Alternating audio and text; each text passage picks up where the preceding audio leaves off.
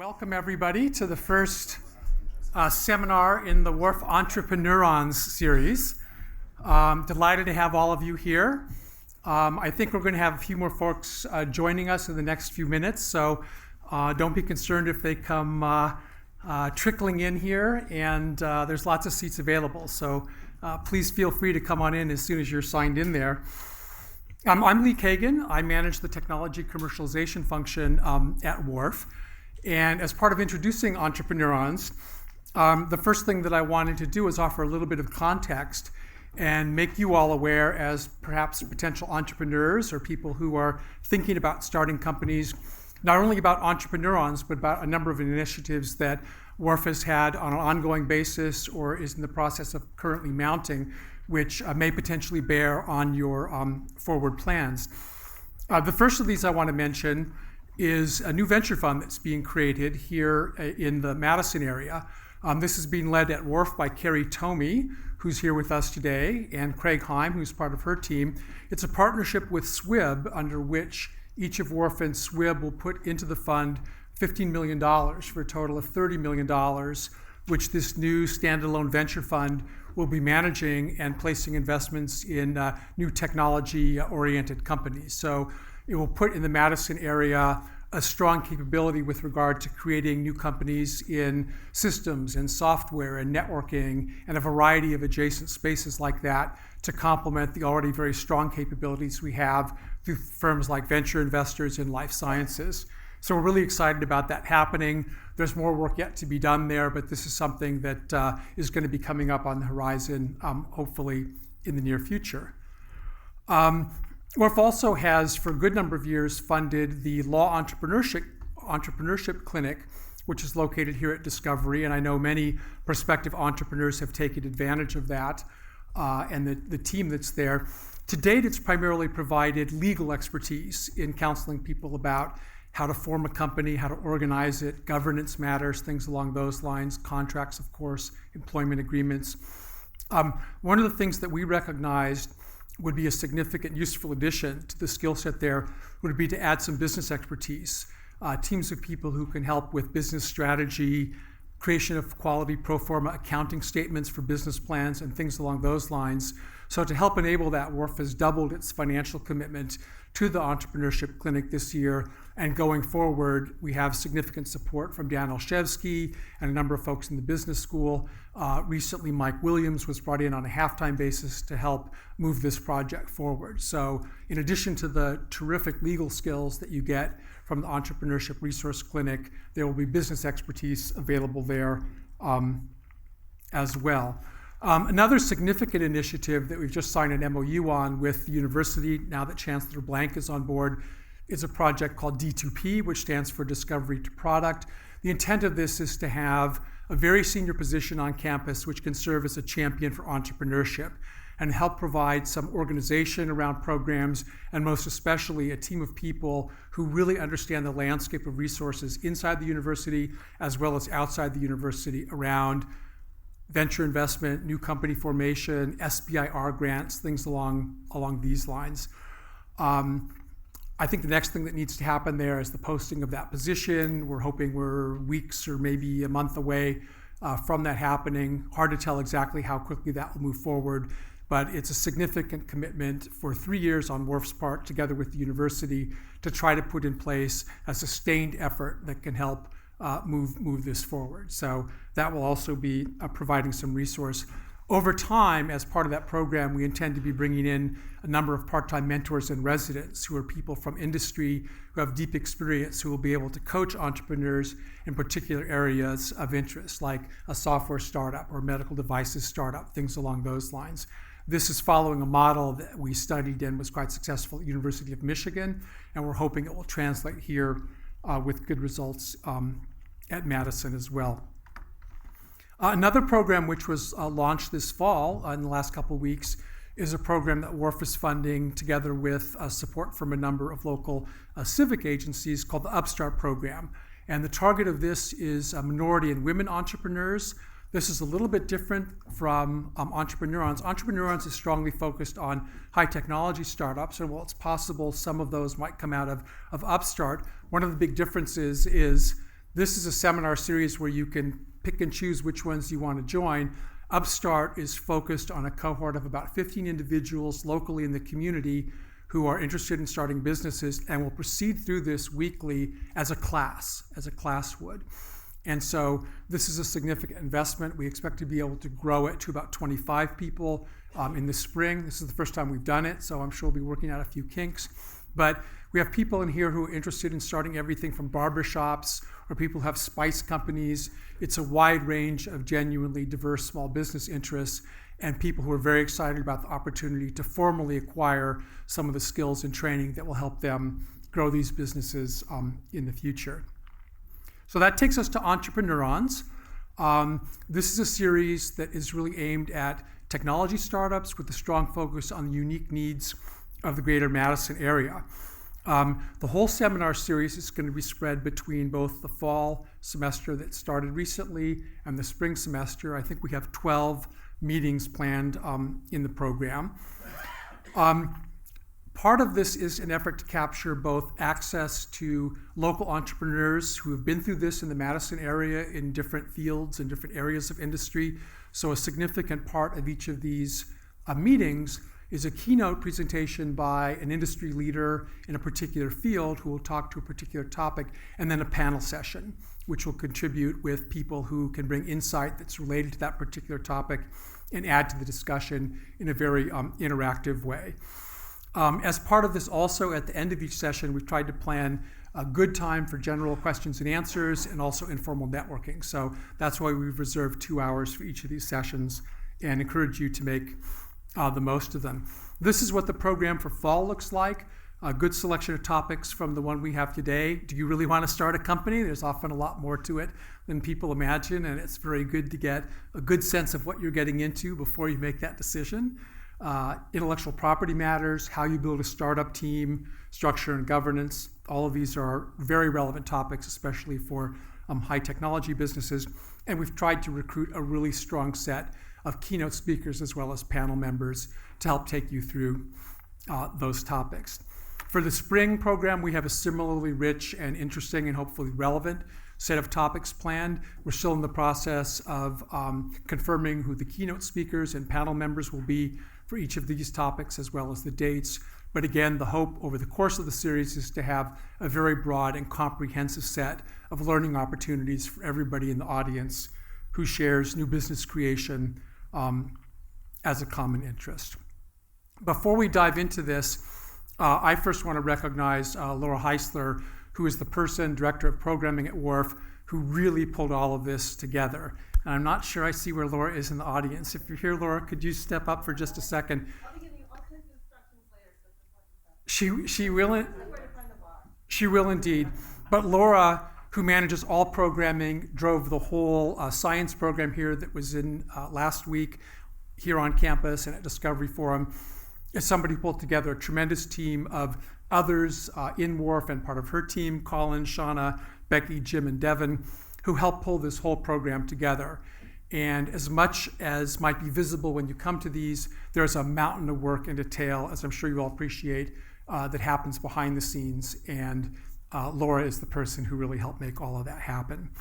We do have a website for Entrepreneurons at warf.org/entrepreneurons. That's the place to go to register for events, to see upcoming topics, and to get access over time to streaming media of seminar series that you might have missed. We're recording this one today, and we plan to record each of these and have them available for you online in the future. So with that, let me turn to today's topic, which is, do you really want to start a company? The topic is going to be led by Paul Shain of Singlewire, who's here today and will be stepping up momentarily. We have a wonderful panel that will be joining Paul on the stage after his talk. Mark Cook and John Gao are here on behalf of the university. These are very strong faculty members who became entrepreneurs. And then we have a very new faculty member, Dan Ludis, who became an entrepreneur before he became a faculty member. He's just come on board this fall and is one of the founding members of a local startup we're quite excited about called C-Motive Technologies. We also have Laura Strong here from Quintessence Biosciences as someone who's part of a startup that's been on the ground and has been steadily progressing for some time. So a real range of perspective here from people who are inside the university with good entrepreneurial backgrounds, as well as people who are actively in the process of starting or running companies. Laura asked me to be sure to let you know that questions for the panel discussion can, of course, be brought up once the panel is here, but if things occur to you in the meantime, even during the course of the discussion now, feel free to email them to entrepreneurons@warf.org, and we should be able to pick them up and bring them to the attention of panel members as the seminar goes forward. So with that, let me give a quick introduction and a complete one here for Paul Shain. He's done quite a lot, and it's hard to cover it in a short introduction. Paul is currently president of Singlewire Software, which is located here in Madison. Prior to joining Singlewire, he was senior vice president of CDW Corporation, and before that was CEO of Berbee Information Networks, also a local Madison company. He's an alum of the UW-Madison School of Business, where he has an MBA in finance. Paul is really generous in supporting the school in a whole bunch of ways.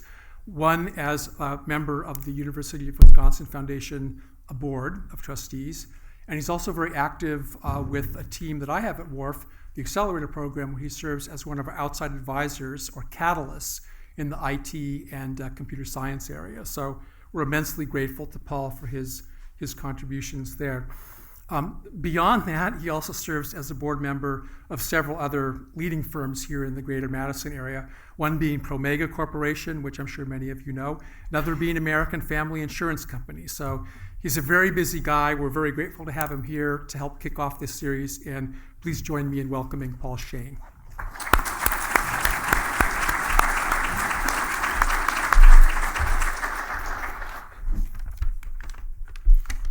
Lee, thank you for that very kind introduction, and it's a real pleasure to be here today. I appreciate the opportunity to kick this off, and given the list of speakers that are coming after me, I'm really glad to go first because I can set the bar very low.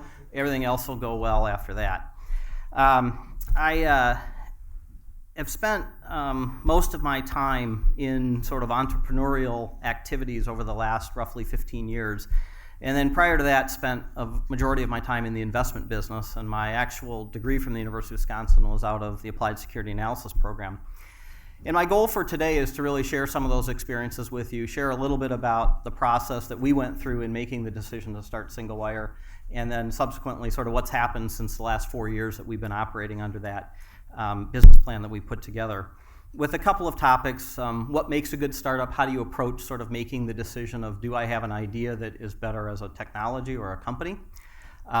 What types of people benefit from that early stage experience, and what should you be looking for as you build a team? And then just sort of what do you expect and how do you spend your time in those early years of a company? The second thing that I hope to achieve today is I just returned from a trip to Africa where I spent 2 weeks on a safari. And obviously the goal of any African trip is to see the big five. And so all of my transitions will take you on my trip to Africa and share a little bit about what I learned from the animal kingdom back into why I think it applies to business. So first, this is the mighty lion. I had the opportunity to take that picture from about 3 feet away. Most of the safari vehicles are now considered part of the landscape, and so the animals don't really react to the vehicles. They react if you stand up, they react if you're wearing bright colored clothing, if you make a loud noise, or if you reach outside the vehicle. But if you stay put and just simply take a picture, they won't move. In fact, they'll walk within a few inches of you in many cases. And when you realize that there are no guns allowed in Botswana, there really is no option if for whatever reason you do something that irritates an animal and they decide to do it. This particular lion was about a 7-year-old male who had led a pride of 8 females. And as far as I could tell, he was pretty content with life. He certainly sat there, was very photogenic, and I think it really shows that his sort of corollary to the business world is it's good to be kind of in control. It's good to have everybody else fearful of you, and ultimately being at the top and the king of the jungle has the same corollary in business, that if you can really find that business idea that's at the top of the heap that everybody's going to care about, makes for a good thing. So, personal background. As Lee mentioned, I am a graduate of the UW-Madison. That was a choice that was made very easily for me because my father was a chemistry professor here, and his decision on college selection was, if you go to UW-Madison, I pay. If you go somewhere else, you pay. So that made for a fairly easy decision to attend UW-Madison, and it did not disappoint. I was able to earn an undergraduate degree in finance and then went on to attend, at the time, one of the early applied programs that existed within the School of Business, which was the Applied Security Analysis program. And one of my classmates, Jackie Doler, is sitting right over there. So it was nice to see Jackie here tonight. I haven't seen her for quite a while. After my degree from the UW, I joined Robert W. Baird. It's an investment banking firm headquartered in Milwaukee. They serve sort of the middle market in terms of the types of investments, types of customers that they focus on. My time there was spent as a security analyst. So I did equity research, ultimately was responsible for covering the technology services space, which then led me really, when I left the investment business, to join a technology services startup at the time that was approximately 5 years old at the time, a company here in Madison called Berbee Information Networks. Got that job the old-fashioned way, networking. I went to high school with Jim Berbee, so we had a connection. He had started this company, had run into some initial problems in terms of the organizational management and how he was growing the company. Initially, I joined his board, and when I joined the company, we were about a $20 million business. We were not making money. We had approximately 300 employees, and our biggest question every Monday was, did we think we could make payroll on Friday? So we decided that we needed to spend some time thinking about how to change that business model, how to organize that business model in a different way, and how we could grow that company. That turned into be a fabulous experience for all of us. 6 years later, we sold the company to a company called CDW, which is at the time, a publicly traded company that wanted access to more advanced technologies that we had developed at Berbee. The company by then was doing about $550 million in revenue. We were at about 1,500 employees, and it was very nice to know that we could make payroll every single week without any issue by the time we sold the company. I spent a little bit of time with CDW, realized that big corporate life was not for me, was really more interested in doing another startup, and so in the depths of the recession in 2009, we decided to start a software company. We did that in April of 2009 is when we opened our doors, and we're now 4.5 years into that company. We have about 55 employees, and we should do somewhere around $15 million in revenue this year. And as I was telling the group of boot camp students before, we returned all of our original investor capital this year. So everybody has now received a full payout of their original investment, and now everybody is playing on house money as we continue to grow this company. So what I'd like to do is share the experiences of mostly Berbee and Singlewire with a little bit of Baird equity research sprinkled in to answer some of the questions that were posed in terms of should I start a company and what makes for a good company. But first, we have to go to the second of the big five. This is the mighty elephant. This elephant actually stopped our vehicle, decided that we should not be allowed to pass. We agreed with him and waited for approximately 10 minutes until he finally moved out of the way.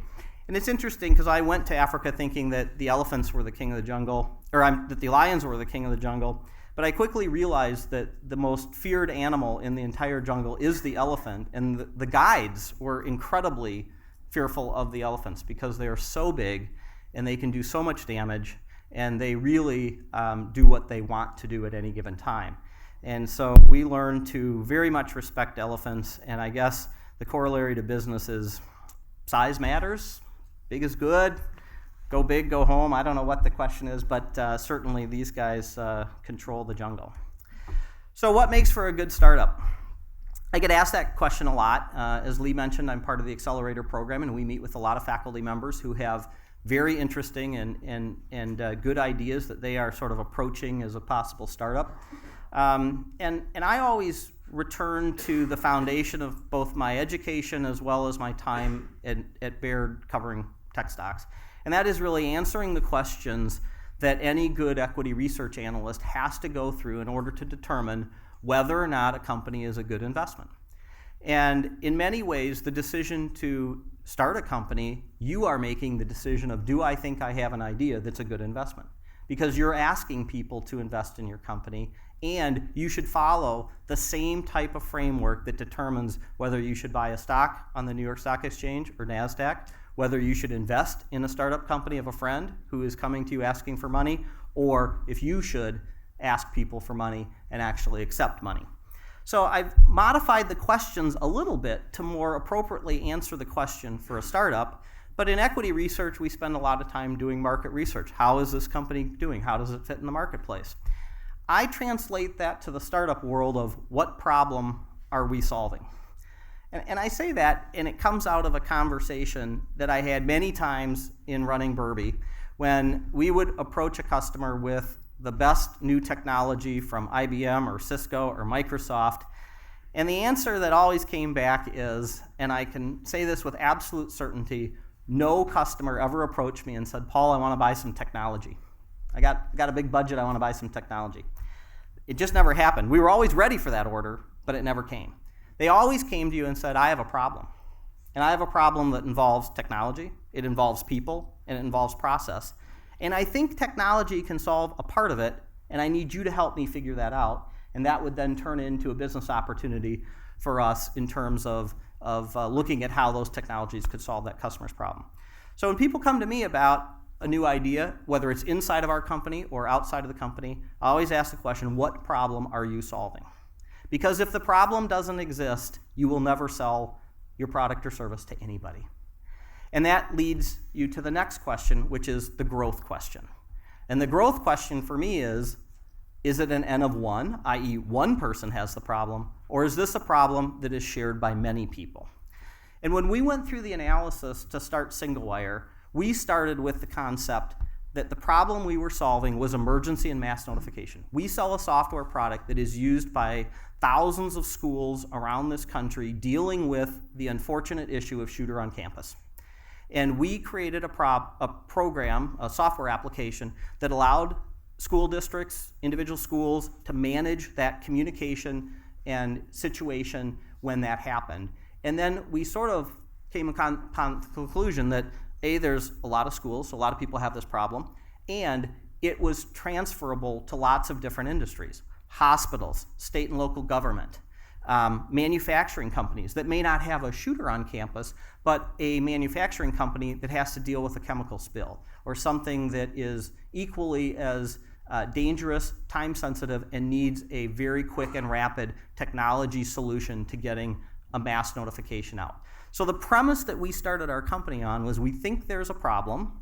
We validated that with a lot of people and then decided that this was a problem that enough people had that we felt we could build a company around it, and that was the catalyst to start that. Differentiation in the public markets is all about who's unique, who's different, who's doing something that no one else is doing. That creates valuation advantages to a company. In the startup world, it is all about why or how are we solving this problem that's different than anybody else in the marketplace. And as crazy as it sounds, part of our due diligence was we went and visited the 3 biggest players in the space. I literally picked up the phone, talked to the CEOs of every one of those companies, said, would you allow me to come and visit you? I'd like to learn about your business. And in all cases, they said, yeah, sure, come on out. So I went and met with our competition, went and understood what are you doing differently than we're doing, and our process had architectural differences. We were approaching the problem in different ways, but we got very good market intelligence from our 3 biggest competitors, and we knew exactly where they were positioned in the marketplace. They shared with us, and by the way, I was completely transparent. I said, we are looking at this space to potentially start a business. I didn't in any way misrepresent why I was visiting them. And they were all willing to share with me kind of what they were doing and how they were doing it. So there's a message there of do not be afraid to talk to your competition. I have used that consistently through my business career. Rarely do I get turned down, and every time I learn some tremendously important and insightful information that allows us to make pricing decisions, go-to-market decisions, and other things that ultimately trigger the success of our business. Next, you kind of move to the financial model, which is effectively, what are people willing to pay for this? And again, we were very interested in understanding how did we calibrate, how did we fit against enterprise software, How did we figure into the maintenance equation? How were people and what were people willing to pay for this? And that helped us calibrate the price. Now, in the software business, your cost of goods sold is pretty insignificant, meaning it's zero. And so once you've written your application, figuring out where on the barometer you can price that and what people are willing to pay was really valuable. We met with Microsoft to understand how did they do their enterprise license agreements. We met with Cisco to understand how did they price enterprise applications. We looked at comparable applications to get a pricing matrix and ultimately came down with a very thorough analysis that ultimately led us to how we were going to price our product. And then finally, how do you get customers to continue paying you? Now, in certain industries, you have a usable product that gets used up and they repurchase. Promega, obviously, they sell consumables. You know, they're a company that lives on lots of transactional business as people buy and use up reagents and then come back. And if they like your reagent and they've adopted it into their research program, they tend to repurchase from us. In the software world, you know, we really looked at two models. We looked at subscription model, pay every month, or will you buy a license and maintenance?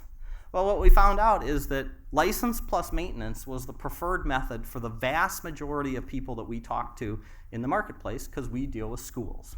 Schools tend to have a very finite budget. They like to look at things in cost per student, and they liked to have an initial purchase and then an ongoing maintenance stream was how they purchased almost every other software in their stack, from their student information system to their other tools that they would have within their office, their grading system, and all these other systems.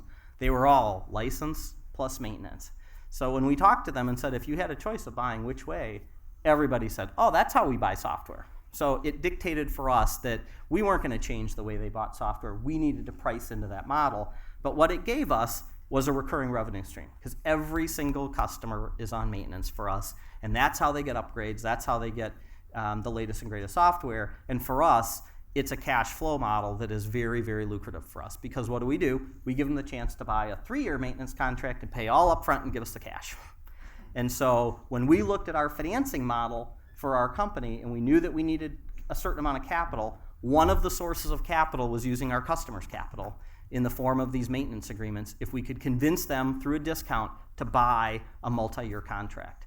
So my point is, as you look at a potential idea and you analyze on all of these different vectors, think of the context that with which all of you went through basic financial investing types of courses, or how you look at companies. Put it in a perspective that is easy to then translate to answering these questions, and I think you will find that it will guide you to some very, very good answers around your business model in terms of what's sustainable, what's the financial model, and what do the customers really want to do in terms of buying and ultimately repurchasing your product. And I always throw in the final piece, which is the discussion that I had with multiple CEOs every time I downgraded their stock as a research analyst. And they would call me up and they'd say, Paul, I thought you liked our company. I thought you liked us. Why do you hate our company? You moved us to a hold from a buy. And I said, no. I don't hate your company. I love your company. I just don't like the price. Because valuation is what links what's a good company to a good stock or a good investment. And similarly, when you are talking to potential investors, they may love your company, but they may not like your valuation that you're trying to raise money at. So there's a meeting that happens as sort of the natural equilibrium that turns a good company into a good investment or a good stock. And I just caution you, because very few people really think about the correlation and the relationship between those two and how professional investors approach good company versus good investment. And as you are selling equities or raising capital, professional investors care a lot about valuation. They're going to do the homework on good company. Whether they invest or not is often a valuation discussion. And I often see people kind of dismiss that, or they set a valuation out of thin air, and they don't really engage with that potential investor on a thoughtful and analytical approach to what's the valuation of this company at this stage of its life in terms of what it looks like. So that's sort of my statement. And all of this fits into when you go to pitch your company or position your company or talk to potential employees, talk to potential partnerships, talk to potential investors. All of these answers, if you can frame that in a cohesive and well thought out structure, will be incredibly valuable to you as you go through the process of making the decision of what makes a good company to start up. It's interesting. When we spent roughly 6 months doing the analysis before we started Singlewire on whether or not we had the right product and all those other things. And we knew fairly early on that we thought we had components of every one of these models that made sense, that we thought we had the foundation for a good company. And as we validated them, we were fortunate that we didn't run into any big obstacles that said, boy, this is a piece that we just can't get over or can't figure out in terms of this business model. Okay, so next we're going to talk a little bit about the people. This was a picture I took of a mother and her cub that had been sleeping in a tree. When we pulled up, we kind of woke them up, and they decided to get out. And it was very interesting because the mother very quickly climbed down from the tree. Leopards sleep in trees, and they store their food in trees, by the way. They're extremely organized, extremely efficient. They never like to sit still for very long. They're always on the move. And she's actually snarling at the little one because he was playing, and he sort of took a long time to come down from the tree, and she kept being upset with him, and he finally kind of crawled down the tree, and then they sort of marched off on their morning hunt, which is where they were heading. But my analogy with the leopards are, never seen a more organized animal in the wild. They are absolutely focused on food, where they store their food, how they store their food, keeping it away from other people, and they always seem to be in perpetual motion. We never really saw them resting. They were always sort of on that hunt for the next meal, and they are spectacular animals, just beautiful. So, personality profile, I would put the leopard at organized and efficient, but I'd like to talk to you about sort of the other characteristics. And I stress that these characteristics, in my opinion, are not only for the leadership of an organization, but you should look at these characteristics in every single person you hire. Because people are required at all levels of the organization to contribute vision. You may be the programmer, the software development person. We have people that are visionary in software development that absolutely bring us fabulous forward-thinking ideas about how we should approach certain things.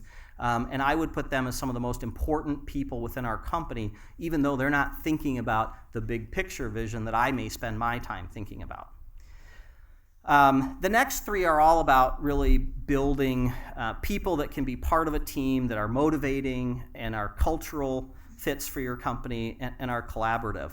And I will say that is probably the time we spend most in terms of interviewing people, is finding people that fit with our collaborative nature and the kind of the way we approach problem solving and the way that we approach our business.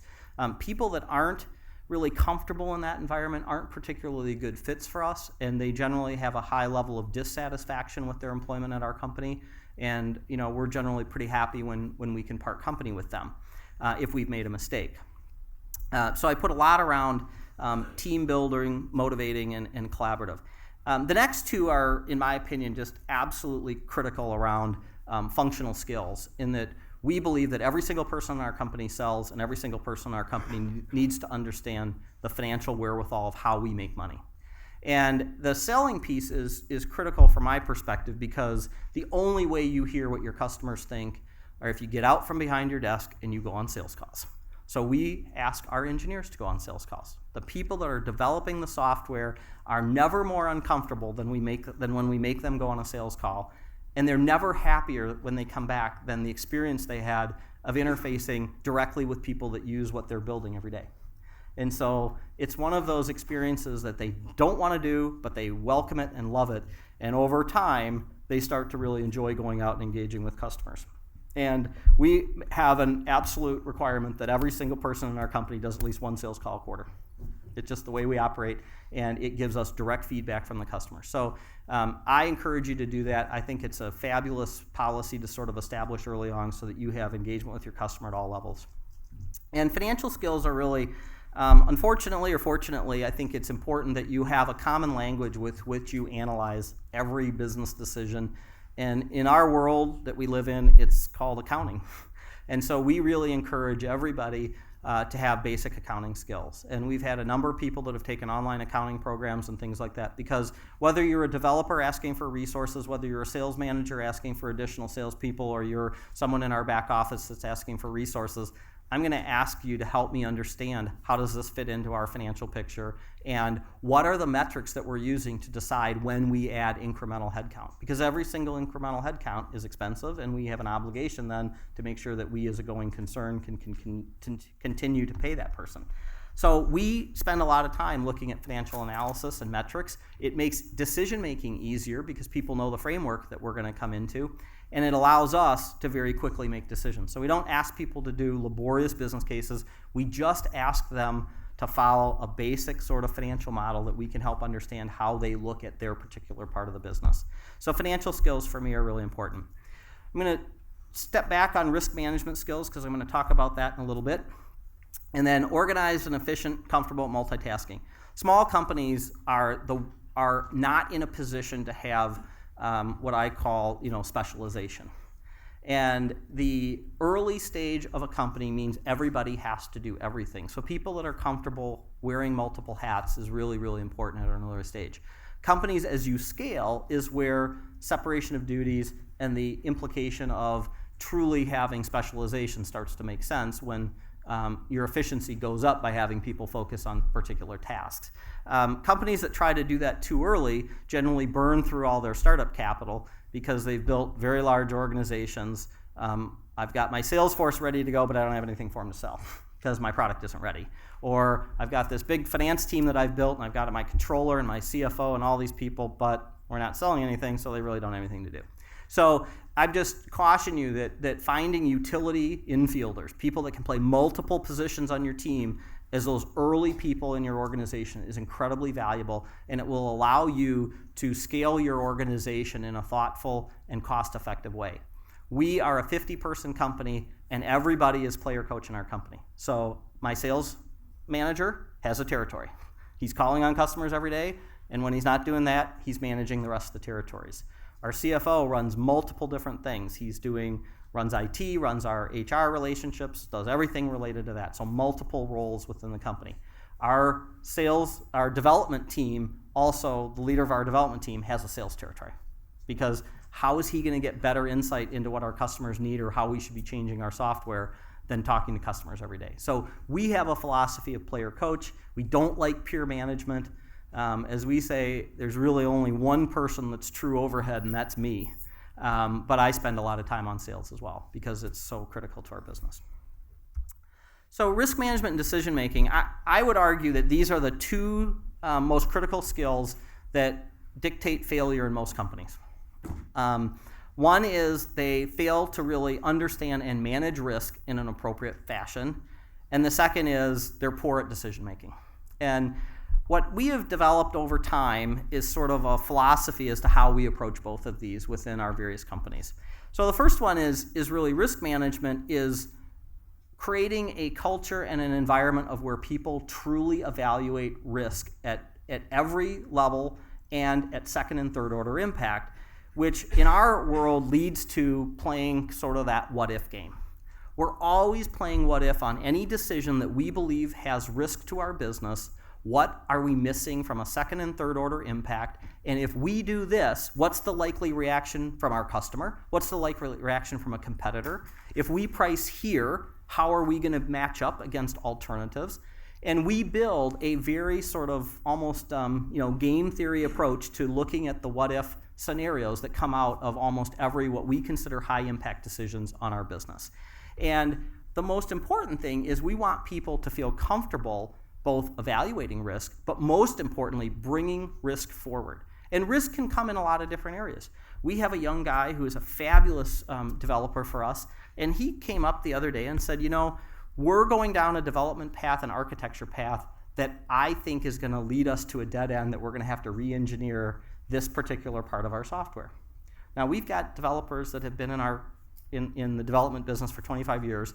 This young kid is 1 year out of school, but he had stumbled upon and had analyzed this particular issue in a way that the rest of our team sat back and said, you're right. You are absolutely right. And so he brought that up. We embrace people bringing up those sorts of issues, and we make sure, and his philosophy was, this is a risk that you guys aren't understanding, and I'm going to elevate it, I'm going to bring it up, and we're going to talk about it. And if you can get every single person in your team thinking about risk in second and third order decisions, things that take you down a dead-end path 3 years later, and you identify those, that's incredibly valuable to you, because having to rework or redo things is incredibly expensive within an organization. Decision making is sort of my other thing, in that there's lots of different sort of cultural situations that arise with decision making. And decision making for me can show up in a lot of different ways. One of them is some people just are afraid to make decisions. There's a lot of people in the world that ultimately don't want to make decisions. And I'll tell you the story of my good friend Greg Slowicki. He's been president of our company. He's been president of my first company. And when we left and sold our company, I said, Greg, what are you going to do next in life? You're ready to be a CEO. And he said, you know what? I never want to be a CEO. I hate making the final decision. He said, I want someone else to be responsible for that. And he said, so I know that you've recommended me for certain situations or jobs. He said, please stop doing it. I just want to work for you because you can make the final decision and I don't have to. I said, you know what? That's really helpful for me to know. I mean, I understand that he is going to take things, he'll analyze it to a point, but when it comes time to make the decision, I'm going to get the call from Greg. Now, the funny thing, and what I keep telling him, is I always start out by saying, okay, well, what are the facts? And we kind of have a framework that we make decisions in called FUEL. There's a bunch of them out there. I love FUEL because it's simple. F is, frame an agenda. What are we here to decide? U is understand current state. E is explore desired state. And L is lay out the path to get there with time frame and milestones. So we make everybody in our company kind of bring problems and frame it under FUEL. And it's a very effective way of getting sort of common language as to where we are. So I always start out with Greg. Okay, what do you want to talk about? Okay, what's current state? What's desired state? How do you think we get there? What do you think the decision should be? And he always has the answer. He always has the answer, but at the end of the day, he wants someone else to say, yep, you're right, let's do it that way. And then he runs back and starts doing the execution. I never have to think about it again. But it's a human nature that some people just really don't like making decisions. So I have built this sort of framework that I've used, which is sort of ridiculously simple, but it's really how we sort of empower our team and how we kind of drive decision making in our company. And I ask people to look at decisions on two vectors. The first vector is, what's the impact of this decision? So if you were absolutely wrong, if you made 100% the wrong decision, is it a low impact or is it a high impact? So let's understand kind of the magnitude of impact to the business and characterize the decision that way. And then what's your probability of being right, which is effectively asking them, do you have all the necessary information to really make this decision, or do we have more work to do to really go get the information that we need to make this decision? And so my hope is that we can empower people in that lower box. If it's a high probability of being right and it's a low impact decision, just make it, move on, don't slow down, don't engage a bunch of people, just efficiently make that decision and move on. If it is a high risk, high impact decision, please come to me, or please come to the person that's most suited and most capable of making that decision. It's absolutely critical that we characterize decisions in that way.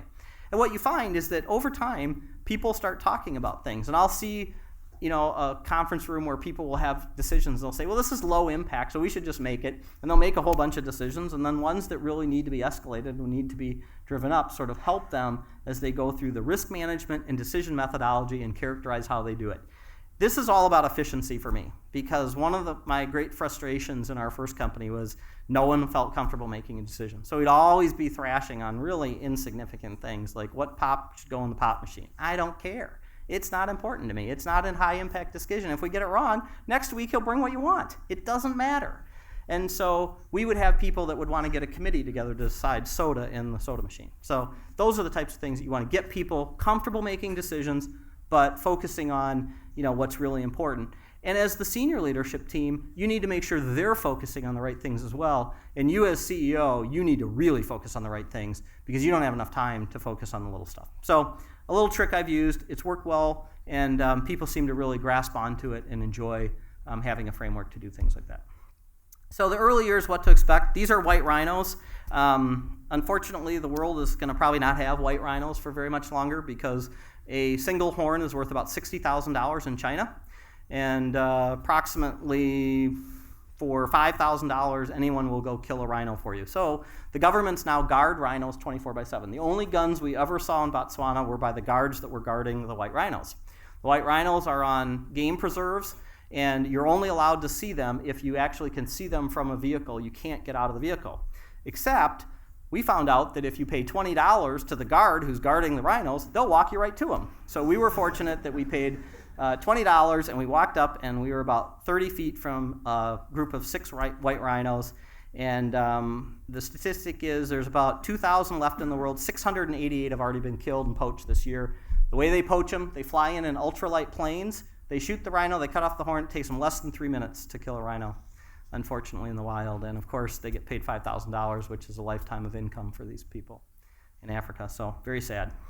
Early years, for me, a lot of this is sort of the basic stuff. I'd like to just tell you a couple of stories behind sort of how we approach this. The follow a plan piece of the equation is really getting back to the whole investment framework I gave you. We spent 6 months and viewed it as a full-time job. We met almost every day for 8 hours at the Neenah Library, because that's where 2 of our people lived. And so I would drive up to Neenah every day to analyze and put together our business plan before we invested $1 in starting Singlewire. And so, think about that in the context of doing the market research by creating the financial plan, the human capital plan, the sales plan. I mean, we had a completely fleshed out business model before we made the decision to invest 1 penny in starting that company. And it took us 6 months to do it, and I would argue that it was 6 months of pretty skilled people that had been running a $500 million business that had a lot of experience in doing this sort of analysis and capability. Included in that 6 months was visiting competitors, it was doing all sorts of other things, but it took us 6 months.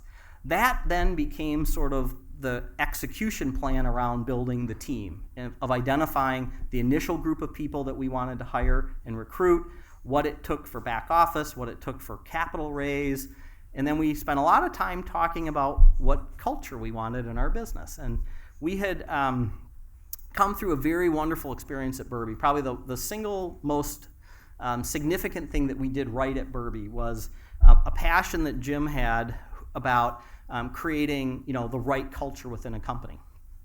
And when we were going through the whole process of thinking about that, the normal process is, well, let's go create a mission statement. And, we looked at all sorts of mission statements and said, my God, these things are paragraphs long, some are pages long. How are people going to react to and ultimately live that mission statement if it's 3 paragraphs long? And so we finally decided we were going to make it as absolutely simple as possible. And we had 3 phrases.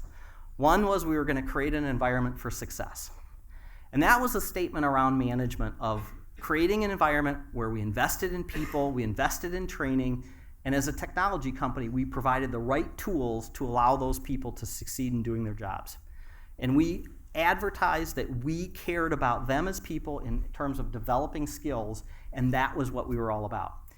The other piece of environment for success was a commitment that we were going to take some of our profits. In the early years, we didn't have any, but ultimately to give back to the community. So many of you, hopefully, on Thanksgiving morning will run the Berbee Derby, which was one of our initial sort of philanthropic efforts. We started a 5K and 10K run. All of the proceeds go to support technology initiatives in the Madison area. So anybody who wants to apply for technology initiatives, schools, we've outfitted the battered women's shelter with technology so people can get back on their feet. Fabulous sort of thing that our company could sort of give back to the world. The second thing was we wanted to embrace our customers' goals. One of the challenges of running a technical services company that we had, a value-added reseller, is many of our people were working at our customer sites. We weren't there to sort of help them think through how they should make decisions. But if we set in tone that you have to do this in the context of what's right for the customer, they often made the right decision. And the final thing was trust and support the individual's judgment. And that was really our statement that said, if you follow our first 2, environment for success, but really embrace our customers' goals, you're going to make good decisions, and you're going to have a framework to make those decisions. And even if you're wrong, we're going to support you, and we're going to learn from that if it was a bad decision. And the interesting thing is, after we sold our company, the very first thing that CDW did when they bought us was they put in badge scanners. Everybody got a new badge. Everybody had to scan in when they got to work and when they left work. Well, now think about it. We run an engineering firm, and The good news is when no one's at work, because that means they're at customer sites. And so the HR department suddenly decided that this was terrible, and if people weren't logging in 40 hours a week, they must not be working. So this became this huge cultural divide of they were trying to apply their philosophy, and they basically violated, and it taught us very quickly that the most important thing for our employees was they felt they weren't being trusted anymore. And in the course of the first 3 months where we fought with CDW Chicago office about not doing this, that it was a really bad idea, 10% of our best engineers left. They quit. Every exit interview had the exact same thing. I'm no longer trusted here. You're violating one of the 3 principles that we built Berbee on, and no one cares about that anymore. So think about establishing those very simple but powerful cultural aspects of your business and do it early on. And it's funny, I still hear from former employees about how those 3 principles are what guide them through their business career today. And it was the simplest but yet most powerful of sort of descriptions that we could produce in terms of how we wanted people to do their business. Final piece I'll say is advisors early on are really valuable to you. And the list of things that Lee talked about and some of the programs available, I wish we had had an opportunity to take advantage of that. There's some really, really talented people around this campus that can help you go through some of these things. Simple things like the right decisions on legal corporate structure and securities and how you structure securities can save you a fortune later. I'm on the board of a company down in Chicago, fabulous company. A young guy started it. They're 5 years old. They're going to do $200 million of revenue this year. And we've just spent roughly 6 months trying to fix their books and records because it was a disaster. Some employees he gave options to. Someone gave profits interest to. He didn't understand the difference. No one told him what it was. And now we've got one of his key employees that if he actually exercises an option with no ability to get liquidity out of that option, he owes $800,000 in taxes. And so unintended consequence where this guy is completely demotivated, but yet he's a key employee, and we got to go fix this. And it has literally cost us thousands and thousands of dollars in legal fees that if he had just had good advisors on the way in and figured all that out and done it properly, would have saved him a fortune. So think about that and take advantage of what's around you. I believe it all comes down to organizational alignment. And I'll give you 6 questions that I think if you can answer and get embedded in your employees, you will win in the startup world. And these are the questions, and I've sort of added a little bit of interpretation in red. And this is important in recruiting because I will tell you that I spend more time talking about these principles, like why do we exist and what do we do and how does it impact society with the next generation of employees than with the people who are interested in what's my compensation and what's my commission schedule and this and that and the other. This is important to people, and it helps you define your company as to why you really exist. That maybe goes beyond what problem we're solving, but why do we exist? How do we contribute to a better world is a very important question to answer. Because if you can answer that in a very positive and definitive way, it tells me you have a problem that you're solving that matters and that you have a solution that helps it. What do we do? Can everybody in your business really truly explain what do we do? What do we sell? Why do we do it? How does it get sold? And who do we serve in doing that? Answering the question, who do we serve, tells you who your end customer is. Who makes the decision within your customer base of whether to buy or not buy your particular product or service? And that's an important thing. How will we succeed? And what are the strategic anchors that guides everyone's thinking? Can you simply articulate that so that people know exactly what we're doing? What is the most important right now? What do we need to accomplish in the next 6 months? I could walk you around every one of our 23 developers, and they can tell you exactly what they're working on. They can tell you exactly what the timeline to get it done is, and they can tell you exactly what release in our software it's going to, and they can tell you exactly why what they're working on is critical in terms of what feature they're working on. And it's what we try to do is be completely transparent about that business model and the decisions we make. How do we behave is all about the behavioral values. For us, it's about customer service. We sell a product that's used in emergencies. That means our product must work. So therefore, we have zero tolerance for bugs. We will not accept a software that's poorly written. So we test everything, we test it again, we have a very, very disciplined release cycle, and everybody knows that they can't cut corners. We would rather miss a release date than put out bad software, because if bad software meant that a school had a problem in trying to use our software when they needed it most, that would be detrimental and destructive to our company, and frankly, it would put us out of business. So we can't have that. And then who must do what? Again, this is about just making sure that people understand what are they responsible for, what are they accountable for, and how and what time frame do we expect people to get stuff done. And by the way, this is stuff that happens in sort of a natural way within our organization. But what we have is we have everybody kind of in sync. And that is a tremendously powerful aspect of the entire business model. So it's something that we spend a lot of time on. So personal impact, that is a Cape buffalo, by the way. Issue here is teamwork. Every Cape buffalo has 3 to 4 birds that live on it that eat the ticks, but it keeps the buffaloes healthy. So it's a very interesting ecosystem. This particular guy also, unfortunately, is number 1 on the menu for lions. And every day we were there, we saw one of them, unfortunately, come to its end by lions. Now, lions actually are very efficient because their view is we never hunt small stuff. They don't hunt impalas, they don't hunt small stuff because the effort and energy in 100-degree heat to kill an animal for a lion means that I better find something that's going to feed me for 3 or 4 days. And so, unfortunately, these guys are top of the list. Here's sort of my final slide, early years personal impact. As much as all these things are sort of understood, it's long hours, it's somewhat solitary in nature because you're really working alone, it's financial risk, it's family risk, it's all those things. It's the single greatest thing you'll ever do. It's the most enjoyable thing. I never feel like I'm getting up to go to work. I love the people I work with. I love what we do. I love our customers. It's a dynamic and fabulous environment.